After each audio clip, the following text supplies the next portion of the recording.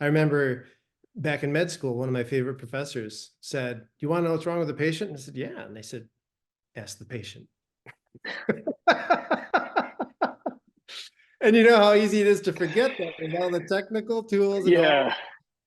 And you also Wow. raised another point. You raised the point that the internet's now available. And that allows patients great access to wonderful information. It also allows them to scare themselves to death because almost any condition, any symptom, you can probably find pretty decent reams of data on the internet, large amounts of data to convince yourself that this is a fatal condition or something else that's very, very serious. So how do you sift through that? And how do you figure out what the truth is? That's another way that Yes. we can help sift through the noise and get to the signal so that patients who have tried to figure out what's going on because they do feel unlistened to now have a resource that they can trust with experienced people to try to help make sense of what they're finding on the internet and what they're thinking on their own. And it's often the case that in a really busy clinical practice, it just doesn't happen because people don't have time to sit and listen and do that extra research, look up all the records, go to the websites the patient has been looking at, if that's what the patient really wants you to do, and see if there may be a kernel of truth in what they're telling you. They may be absolutely right about what's going on. It's not at all unheard of. It's not that uncommon, actually, for patients to have a really good sense of what's going on. So I think that this professor from decades ago was onto something, and it's even more true now.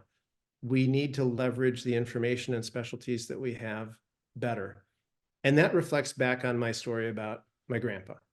So he was practicing at a time when there were not many subspecialists. There was much more limited technical information. Technical diagnostic testing was much, much more limited.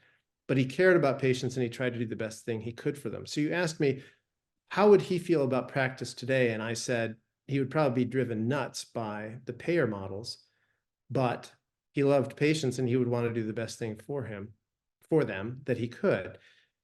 And I think that combining his level of caring and attention to patient quality of care and that personal touch with the benefits of all our technical advancement and our diagnostic testing and our subspecialists now would be to combine the best of both worlds. So in a way, what I'm doing is a retro approach to medicine where we get back to the prime focus, which has always been in medicine, the patient. At least it should be.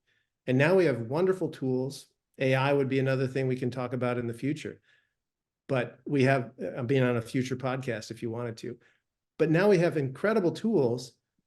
We just need to get back to why are we in this business in the first place? And it's to try to give patients trustworthy care, honest information, and to empower them to make the best decisions they can about their own healthcare and treatment decisions that they have to make too often these days in a vacuum.